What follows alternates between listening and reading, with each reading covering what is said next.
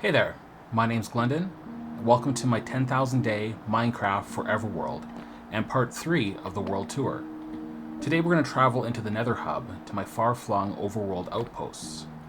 There are 11 outposts connected by almost 10 kilometers of tunnels, the furthest of which is about 27,000 blocks to the south. In parts 1 and 2 of the world tour, I briefly showed you the entrance to my Nether Hub, which are these towers or shrines. I don't have extensive lore for my world, but the idea behind the shrines was I wanted it to feel like one giant nether fortress, hence all the nether brick. I also have the nether biomes creeping out of the shrines, so as you can tell, this one connects to a nether waste biome. Anyway, there's a lot to see, so let's just dive in.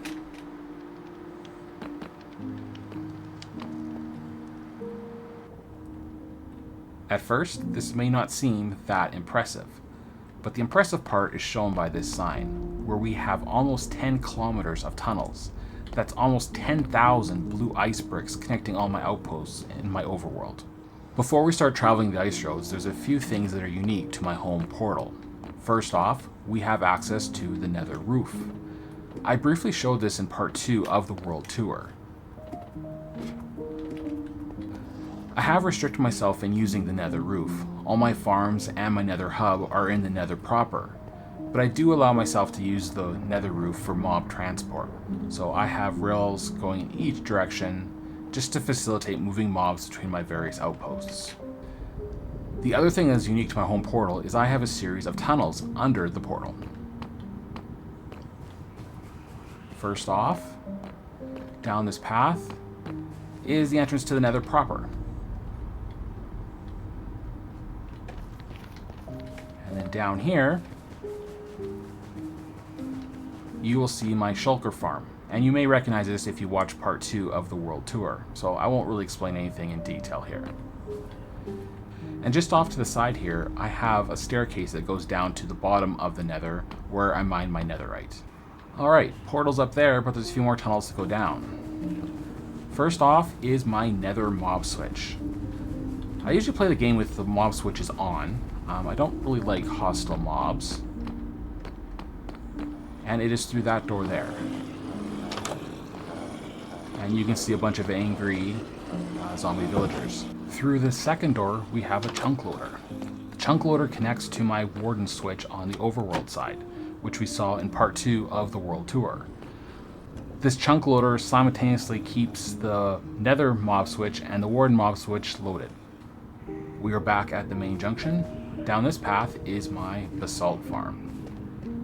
I think this been a while. There, it turns on. I do have a beacon up there which I can turn on to make it go faster. And I believe there is a ladder to the collection system below. If I remember, I believe it was an Il Mango design, but not much to see here. Further down this path is a series of farms and chambers where I can get the piglin heads. It connects to my creeper lab in the overworld, but it's not working right now, and yeah, I'm not going to go down there. One more tunnel to show you. And this leads to my map room. This is my 16 by 16 map of the overworld, and I do have plans to increase it to 24 by 24. Along the side of my map room, I have other maps of outposts, which I will show you in a bit. But if we go to the center of the huge map, you will see my main base, Homestead Keep. This red dot here is the entrance to my nether hub, and these dots here are my villager trading hall. You can vaguely see a path going down south here, which leads to my mob museum, which has not yet been shown in one of the world tours. Despite the size of this map, there's only one other outpost that is within the map's boundaries, and that is the first stronghold, which is right about there. I do need to update this map. I have built a keep there, which we will visit later. Along the side, I have a variety of other maps. First off, my center end island.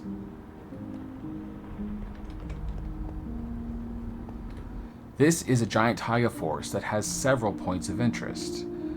The nether hub is up there, and I have constructed pathways through here. About here there is an excavated trail ruin, and over here there is a fishing village. We will visit that later. Another outpost is my guardian farm. Over there you can see the nether hub. The next couple maps are both of Homestead Keep, and these maps are also displayed in my living quarters in Homestead Keep. I do have plans to fill all the walls with maps of various outposts as I continue to play in my forever world. One more feature of the giant map that I would like to share is it's built entirely on amethyst blocks. So as you walk along it, you get the tinkling sound. Not sure if that picks up on the videos or not, but I enjoy that. It is almost time to start traveling my nether hub, but before we do, I would like to explain how my nether hub works. Around the corner is the center point to my hub. This block here is 0, 0, and in each cardinal direction is a path. To the east is Homestead Keep, my glass trading hall, and an ancient city that I'm excavating. To the south is my first stronghold, my nether fortress farms, a witch farm, my winter farms, and a flower dye farm. To the west is a gold farm and guardian temple, and to the north is my tipped arrow trading hall, as well as my fishing hut in the giant taiga. Alright, it is time to travel. We're going to head out to my gold farm first. You'll notice these pressure plates on the ice blocks. They raise that block there, which stops the boat, and allows me to change directions if I so desire. But we're going to head on straight on through, out west to the gold farm. You can reach speeds of up to 72 blocks per hour on these ice block roads.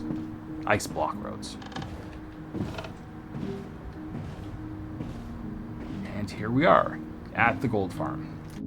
This may have been a bad place to start. This nether portal actually doesn't go anywhere meaningful. Just a random birch forest. I will eventually build something here, but nothing for now. Let's check out the gold farm. As I travel down this long ladder, let's use Cheaty Cam to check out the gold farm. So I have many magma block platforms here in which zombified piglins can spawn on. The zombified piglins are then attracted to these turtle eggs here, and they will fall down one of two chutes down to the bottom of the world. You'll notice that this space is huge, and it wasn't like this when it was first generated. There were a lot of netherrack pillars going through here. I have removed the pillars and buttoned over any remaining spawning spaces to maximize the zombified piglin spawning. Alright, we are at the bottom of the ladder now. Let's check out the gold farm. So the zombified piglins will fall down in this chamber here. By default, they will fall to their death. However, with a click of this button, a powdered snow block will be deployed, which will bring them down to 1 heart on their fall, and you can swipe at them with your sword. I have mine tracks running under here for item pickup, and I will show you the pickup system here.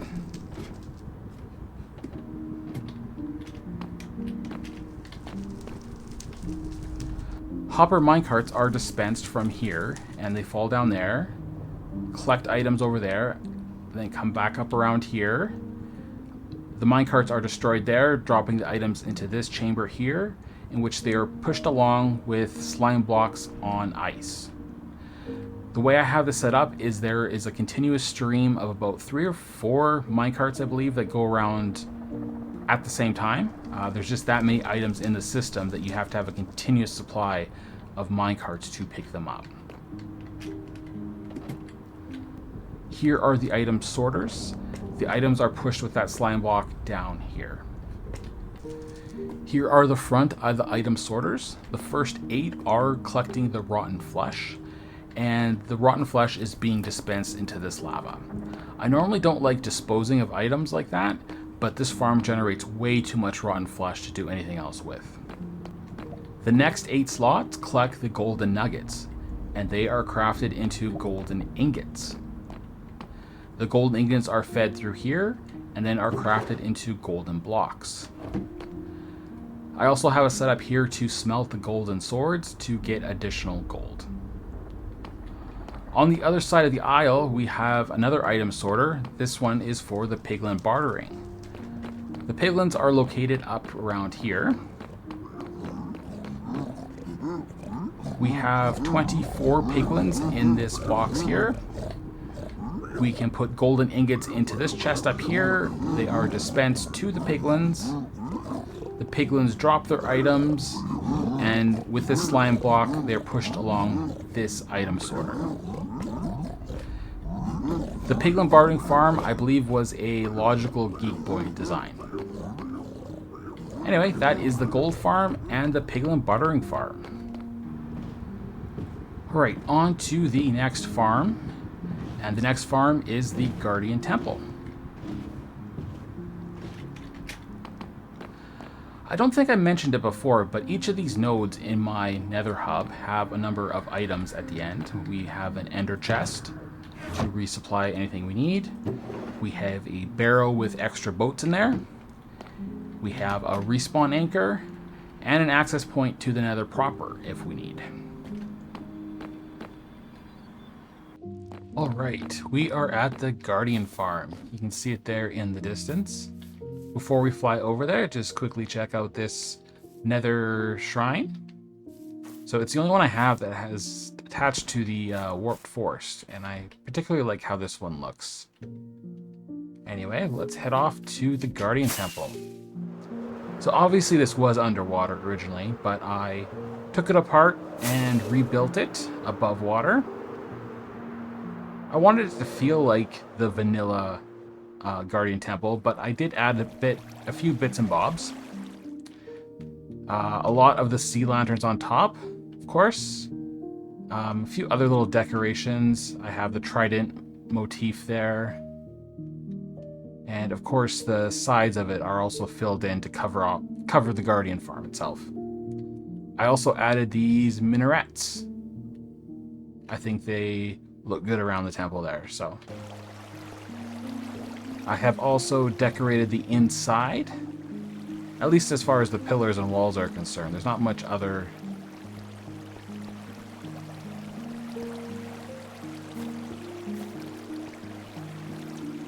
To access the Guardian farm itself, you go to the back wall here, and down the water chute here.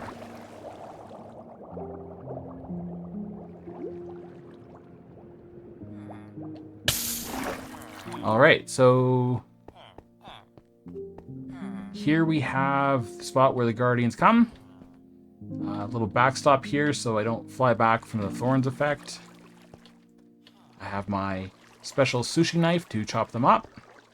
Alright, I'll use Cheetah Cam here just to show you how the farm works. So here is the main floor of the Guardian Temple, and just below it we have a huge chamber. The floor is covered in soil. So basically you have the bubbles coming up, lifting anything that spawns in here, including the Guardians. And then you have water that all funnels in towards the center here. So everything goes up and then into the center and falls through these powdered snow blocks. And I have some pistons and stuff to kind of push everything to the center. Again, pushing everything to a 4x4 center. And then they fall down the chute. Alright, and then once you chop them up, items get flushed over here, and we collect them through the item sorter. So you have the prismarine parts there, all the fish, and the ink sacs. So I specially built a fisherman trading hall right here to trade away all the fish that the farm produces. And I don't like to waste items. It gives me a few extra emeralds. Anyway, that is the Guardian farm. We have completed our tour of the west branch of the Nether Hub, and now we turn north to the Tipped Arrow Trading Hall in the jungle.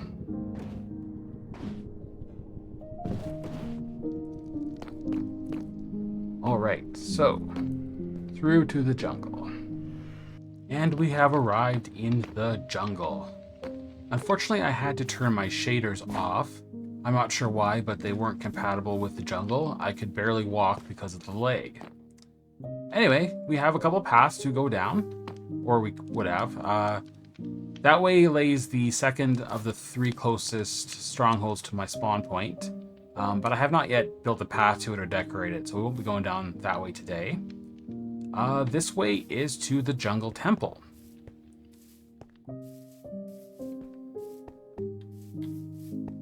So just one note about my world, I had to turn off the vine grow toggle. But when you spend a lot of time in the jungle, all the vines grow straight to the floor and everything kind of looks awful. So I had to turn that off just to keep this place looking decent. And you can see the temple around the corner there. So I have added a few bits and bobs to the temple, but mostly it's still a generic temple. I've added a couple iron golems at the front, basically just to keep out the zombie raids. Because essentially we have a trading hall in here. So yeah, mostly standard. I think I've added a few windows up the side here. Otherwise it is a standard jungle temple. What is not standard is the basement. And here we have the ominous Fletcher idol, I guess. I didn't really think about the lore. I just kind of thought it looked cool. And we have the altar with the heads here. But along the sides, we have a lot of jungle villagers who will trade us tipped arrows. And basically, I have one villager for every type of tipped arrow. At this point, you may be asking yourself, why does anyone need this many tipped arrows? And that's a very good question, and there is no really good answer other than this is endgame Minecraft. You have to keep yourself occupied. You have to pick a goal, you have to execute it. The goal itself doesn't have to be that good. You just have to do it, and I did something. So I forget the exact number of villagers I have here. There's a lot. So around under here, we have the staging area where I cured all of those villagers.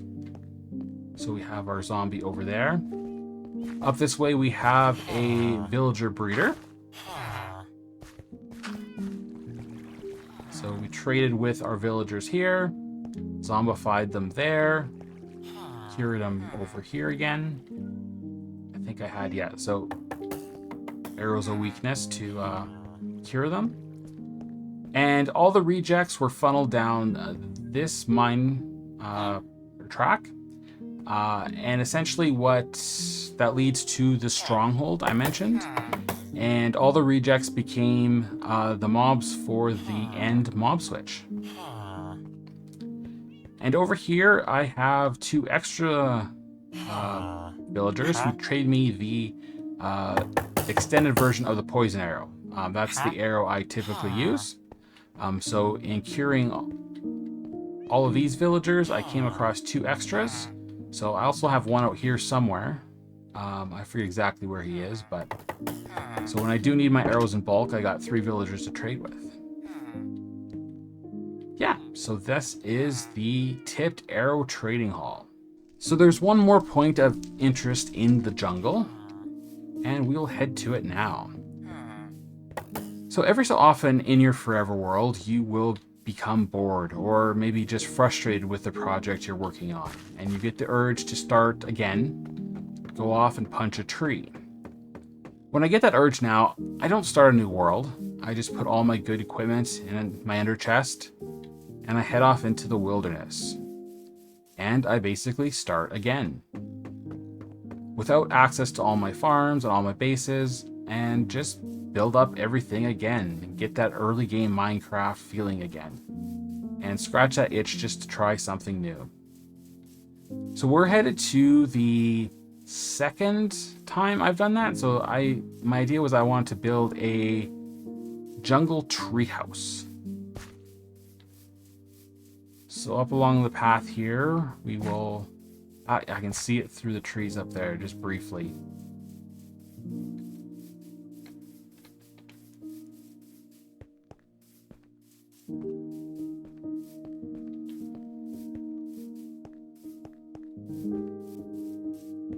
So when I do go off into the wilderness to start again, my end goal is actually just to create an ender chest. Once I create an ender chest, I give myself permission to put all my good armor back on and get all my good tools back out and start using them. So at that point, I'll usually still continue to add to the base and fully decorate it out.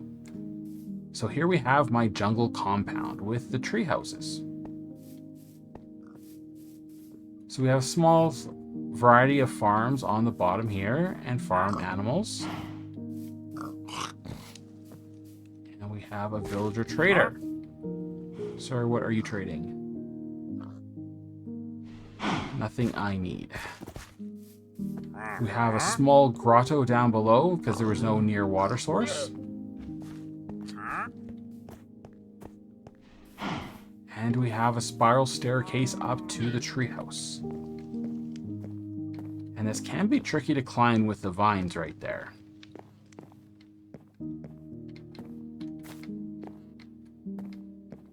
Round and round we go. And this first tree is basically just has a platform up here. We have a kind of a bench here to overlook the view. See the snow-capped mountains in the background there. And we'll go into this hut first, which is the little enchanting area and brewing area, I guess. And other crafters here, so. And then the other side is my storage and living area. So you can see here we got a variety of chests and different functional blocks. And then down below is my bedroom. So we have a little bed there. Here was all the armor I gathered before I got my ender chest. My armor I was using, decorated with some trims. And a little map of the jungle area. Alright, that ends the tour of the jungle area. Let's head back. Alright, we are at the next outpost. This one is about 12,000 blocks to the north. And we are in a giant taiga biome. The original reason that I built this outpost was to get the How Did We Get Here achievement. And so this is where the How Did We Get Here lab is located. Quick warning here, there will be some flashing lights.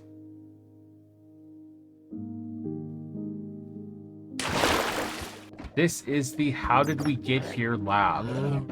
Everything here is set up to assist you to get the How Did We Get Here advancement, which requires you to have every special effect in the game at once. So the order you need to do things, you need to come into the lab with the involuntary exile and hero of the village effects. Then you get this contraption up here working, which gives you the darkness effect. We are in a deep dark biome, and there is a naturally spawned shrieker right here. You would place a few arrows in here and turn on the contraption. A piston here would flip the arrows up and down, which sets off this sensor, which sets off that shrieker, and you get the darkness effect. Next, over here, you would hit one of these buttons to bring that Elder Guardian closer here and get the mining fatigue effect. Just by being in this room, you will get all the beacon effects down there. There's one super beacon. The beacons are currently turned off by these copper blocks, but yeah, turn them on, you get every single effect there. Next, you come over here and you use these potions on yourself. And then you put these food items in your inventory. A pufferfish, a golden apple, and then suspicious stew. Then you come over here, get in here, hit that button, which will basically shoot yourself with a spectral arrow. Actually, before you shoot yourself the arrow, I believe you eat the apple and the pufferfish. Then you shoot yourself with the spectral arrow. Then you come over here there is a... Oh, you flip this switch, you come in here, and you get hit by Jack here. His name is Jack is because he's in a box. And I don't need the levitation effect right now. But you get the levitation effect, you'd hit that switch there, which puts you into crouch and swim mode. And there is a water channel right there, which you would swim. And by swimming, you get the Dolphin's Grace effect by this dolphin here, Flipper. Flipper is in a minecart in a water source underneath soul sand so he doesn't drown. But swimming in this channel will give you Dolphin's Grace. You come up right here under this trap door. You hit these wither roses, which gives you the withering effect. And at that point, you eat the suspicious stew. And assuming none of the potions have run out, you will then have gotten the How Did We Get Here advancement. You then should drink some milk from Betsy here to get rid of all the potions, because it's very disorienting having them all at once. And that is the How Did We Get Here lab. Alright, there are a couple other points of interest in the giant taiga. We have an excavated trail ruin, as well as the fishing lodge. So we're going to take a bit of a hike, and I think we will use Magellan up here to do that.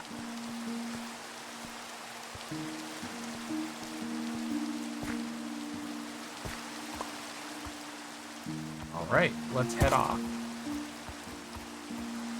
So far in these world tours, I haven't really talked about myself a whole lot. And so while I walk, I thought I would tell you a little bit about who I am and how I came to love Minecraft. First off, but before we get into it, I will note the bridge here I'm very proud of. My favorite feature of the bridge is these composters down here, which looks like ropes around these piers. But I am a latecomer to Minecraft. I was well aware of Minecraft for a long time, but I only started playing it in 2020. During that time, at that time, I was looking to kind of just lose myself in a game. It was a very difficult time in my life. I had recently had a fire in my apartment building. Luckily, I did not lose any of my stuff, but there was smoke damage to my belongings. And it required me to move out temporarily back into with my dad, and had to deal with insurance agency and movers and restorers to take the smoke smell out of my stuff. And overall, it was just a very stressful time for me. It took about 2 months. And when it was all over and I was moved into my new apartment, I just had enough of life. I wanted to escape into a video game and just forget about real life for a while.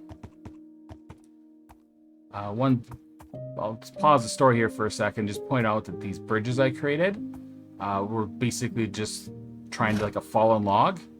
We now have that in vanilla for the single trees, but I created these before that with the double wide or 2x2 trees. Interesting enough, the first version of Minecraft that I played was Bedrock on an Oculus Rift, so virtual reality. That was the first time playing Minecraft. And I played it like that for a couple months, and then I eventually moved to the PC. And then eventually I learned that, there's a whole other version of Minecraft called Java. And I eventually transferred there. I transferred to Java mostly because I was watching a lot of YouTubers at that point, and I wanted to do the same things they were on their worlds. And it seems most YouTubers were playing Java. There is a fork in the road here. That way goes to the the trail ruin. I will come back to that point. We'll check out the fishing lodge first.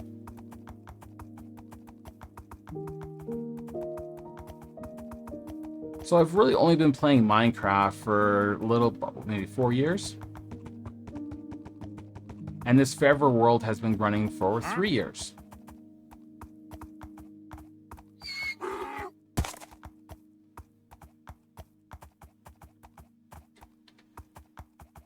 So I should state that we are on our way to a fishing lodge. And the fishing lodge was the first time that I kind of struck out into the wilderness after putting all my gear in an ender chest. To just kind of punch a tree and start Minecraft over again. It's very similar to the jungle tree hut, or tree house. And you can see my creation right there. This is my fishing lodge. It was actually inspired by a previous Minecraft world I had. And this was my main base in that world. Let me just tie up Magellan here. And yeah, let's just use Cheetah Cam and I'll give you an overview of the lodge. So we have a little log cabin with a kind of stone tower attached to it. And a little dock in front with my fishing rod there, where I can fish and watch the sunsets.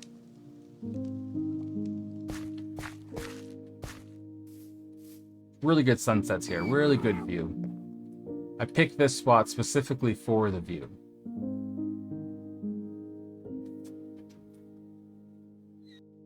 All right, night is falling, let's go in.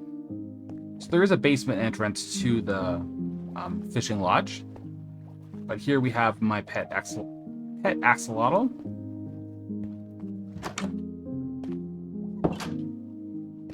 Little brewing area in the basement.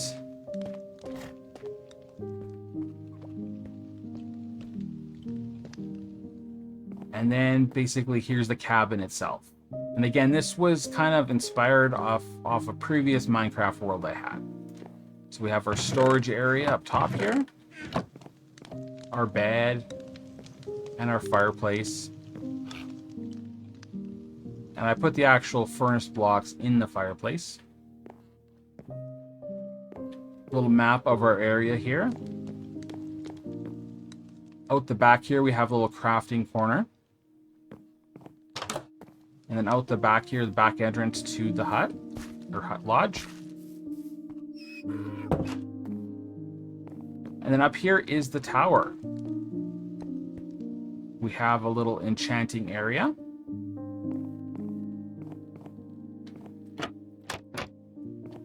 And then at the very top, we have our tower overlooking the area.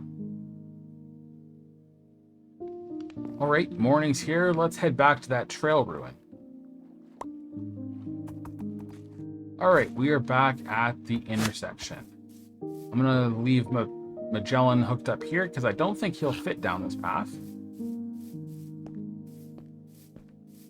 One of my favorite things to do in Minecraft is to build paths.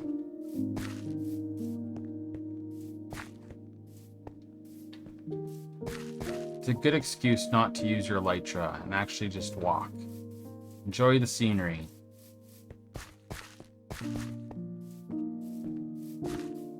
We'll go through a little cave here.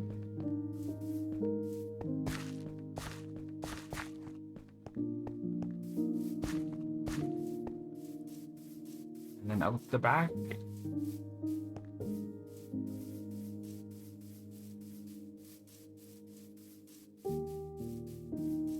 And around the corner, and just up this hill, is our trail ruin.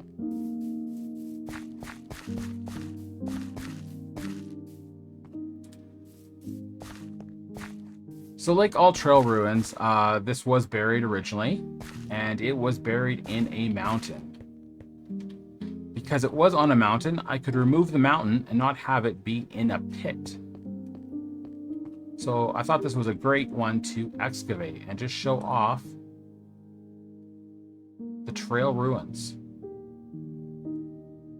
I've done no changes to the trail ruins itself, so this is just vanilla. Just remove the stone gravel around it. I find the trail ruins very interesting. One of my favorite discoveries was this right here. You can actually get the coal blocks in the vanilla world. I always thought you had to craft those, but they are in the trail ruins.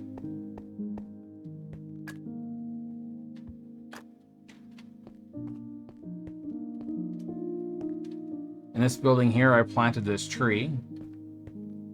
I've explored some ruins in real life, and they often have trees growing in the middle of them. This was the tower you came down originally, the entrance point.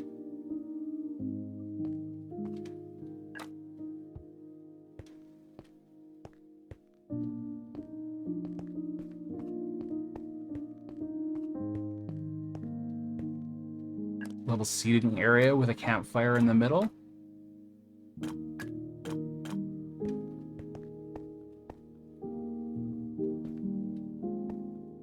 It's always fun to try and figure out what these buildings were used for and what they might have looked like before they were ruined. Anyway, let's head off to our next outpost. Alright, we are back at the main junction of the Nether hub. We have now explored both the west and the north branches of the hub, and we'll move on to the east. The first sub-branch off of the east one is Homestead Keep. Obviously, we have explored that extensively, so we'll keep on going. Alright, here we are at the desert station.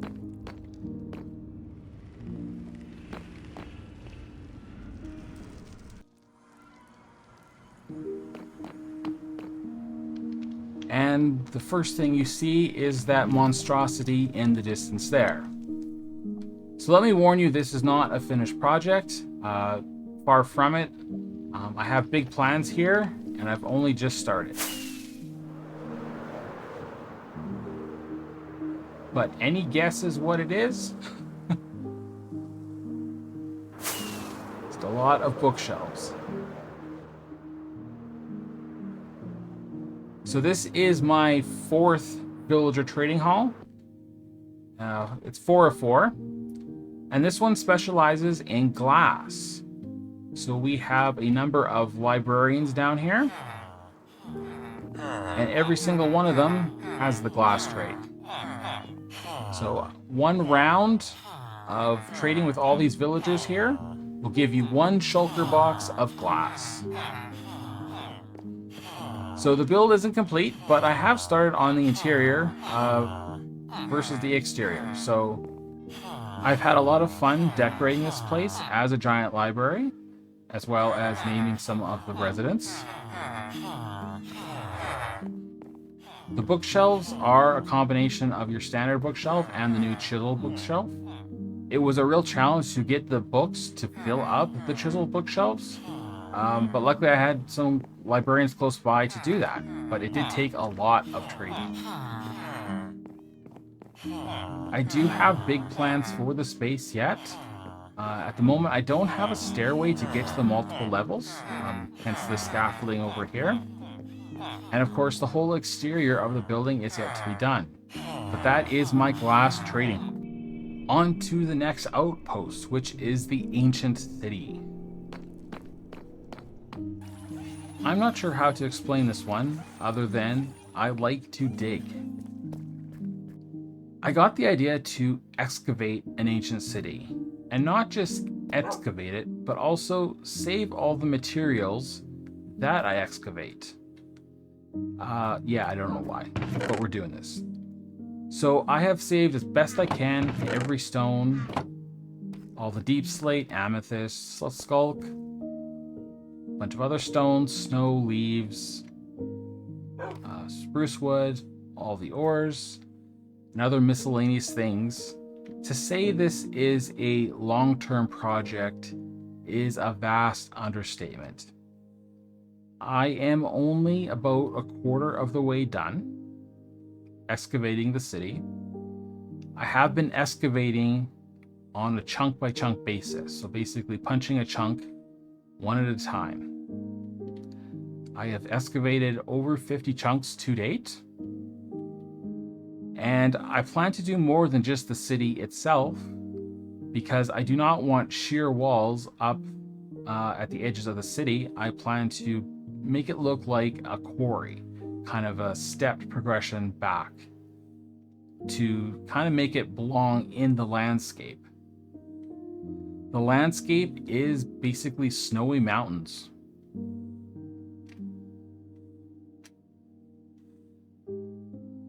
So I am basically excavating from the top of mountains all the way down to bedrock. I fully expect this project to take years, but it's also very cathartic after a long day of work in real life to come here and not really think, but just dig and remove a chunk of Minecraft. You'll see a bunch of hoppers down the side here. These are the areas I'm working on right now to remove, and the hoppers here help me collect blocks that may drop down. Again, I am trying to save all the blocks and not have to destroy anything. Again, this is endgame Minecraft. You basically have to make yourself a goal and then stick to it.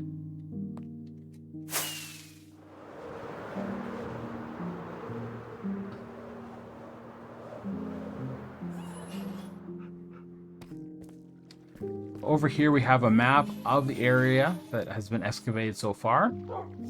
So again, about a quarter of the city has been excavated, maybe a little more. Alright, let's move on to the next outpost. And we once again return to the main junction of the Nether hub. We have finished exploring the west, north, and east directions. The last remaining direction is south. And it's south that I've built the most road. The furthest outpost in this direction is 27,000 blocks out. But the first one here is the first stronghold. I had an idea to improve a stronghold and not just have it as an underground fortress, but a keep that would dominate the landscape. The keep is one of my active projects. The structure itself is mostly complete, but I'm still working on decorating it out.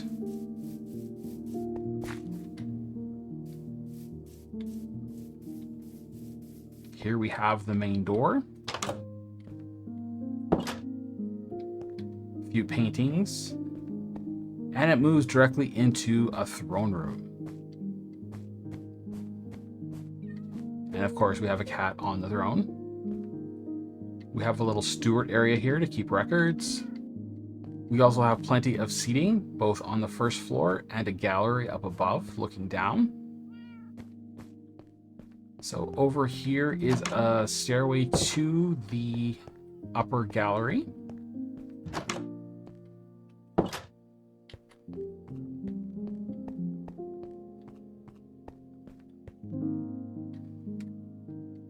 As well as an entrance or an overlook to the foyer below.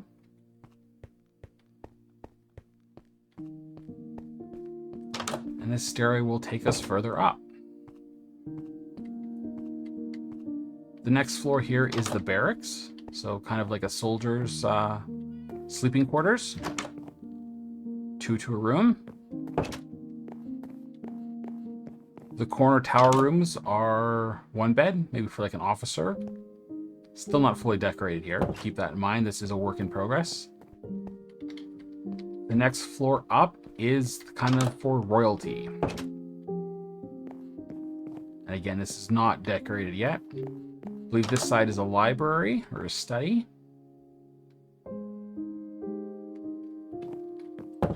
And the opposite side is a bed or bedroom.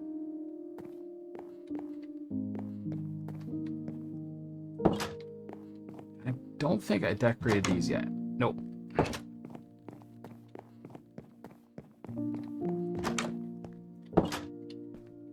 And the final floor is kind of the walkway. I have some amazing views here. So there's our nether shrine. We also have a village in the distance there. And we'll go up on top of one of the towers here. So let us head to the basement.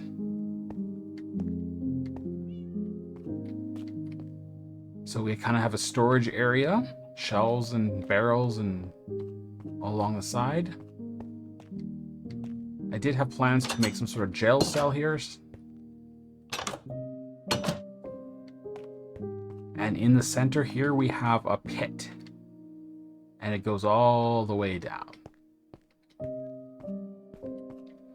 I don't have to walk all the way down. If you just go down the center, you land in a fountain. And we have our end portal.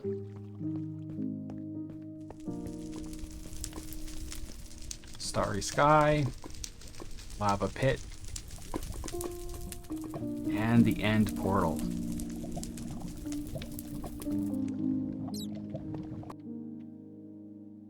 And here we are at the end.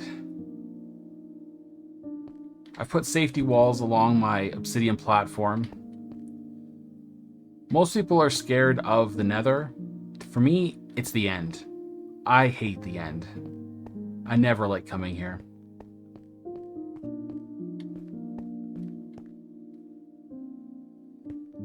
I've recently installed the Distance Horizon mod, so you can now see the outer islands.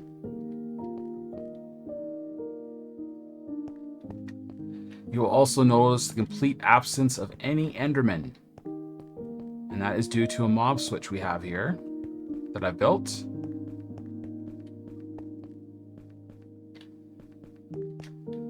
I have defeated the Ender Dragon 20 times, so we have exposed each of the gateway portals. And I'll quickly show you with Cheaty Cam here what's below. And there we have our mob switch, as well as a super beacon here.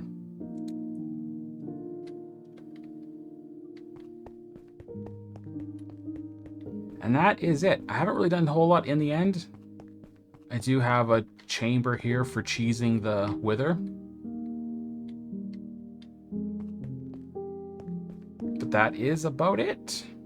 I think that's where we'll end this video. It's getting a bit long. We didn't make it to every outpost connected through my nether hub. There are 4 remaining, and 2 of which are on the larger side, so I think it's best saved for the next video. But part 4 should be the last part of the world tour. I think I can fit it into one more video. If you're still watching, you must have found this at least mildly amusing. Please consider giving me a like. And if you would like to see more of my Forever World, please consider subscribing. Until next time, we'll see ya.